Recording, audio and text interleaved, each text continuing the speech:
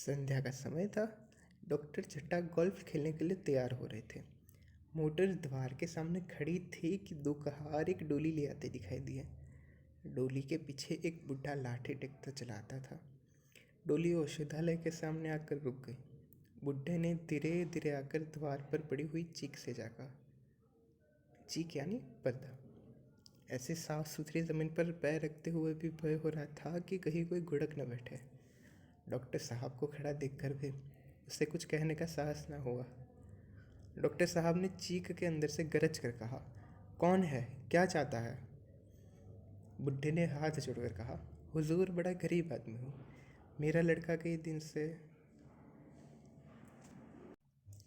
Doctor साहब ने cigar जलाकर कहा, कल सवेरे आओ, कल सवेरे। हम इस वक्त मरीज को नहीं देखते। बुढ़े ने घुटने टेक कर जमीन पर सिर रख दिया और बोला, दुहाई है सरकार की, लड़का मर जाएगा हुजूर, 4 दिनों से आंखें नहीं। डॉक्टर चड्ढा ने कलाई पर नजर डाली। केवल 10 मिनट समय और बाकी था। गोल्फ स्टिक खुंटी से उतारते हुए बोले, कल सवेरे आओ, कल सवेरे, यह हमारे खेलने का समय है। बुढ़े ने पगड़ी उतार कर चौखट पर रख दी और रो कर बोला, हुजूर, एक निगाह देख ले, बस एक निगाह। लड़का हाथ से चला जाएगा हुजूर, 7 लड़कों में यही एक बच रहा है। हुजूर, हम दोनों आदमी रो रो कर मर जाएंगे।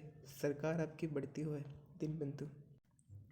ऐसे उज्जड़ देहाती यहाँ रोज़ प्राय आया करते। डॉक्टर साहब इनके स्वभाव से खूब परिचित थे। कोई कितना ही कुछ कहे पर वे अपनी ही रट लगाते, किसी की सुनेंगे भी नहीं।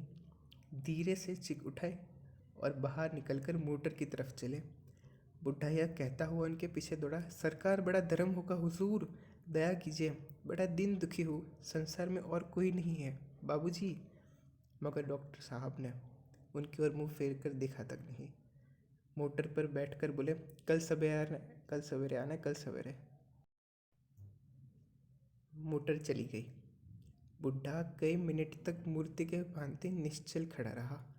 संसार में ऐसे मनुष्य भी होते हैं जो अपने आमोद प्रमोद के लिए किसी की जान की भी परवाह नहीं करते। शायद उसको उससे अब भी विश्वास न आता था। सभ्य संसार इतना निर्मम, इतना कठोर है, उसका ऐसा मर्मभेद अनुभव अब तक नहीं हुआ था। वह उन पुराने जमाने के जीवों में था जो लगी हुई आग को बुझाने, मुर्दों को कंधा देने और किसी के छप्पर को उठाने के लिए हमेशा आते थे।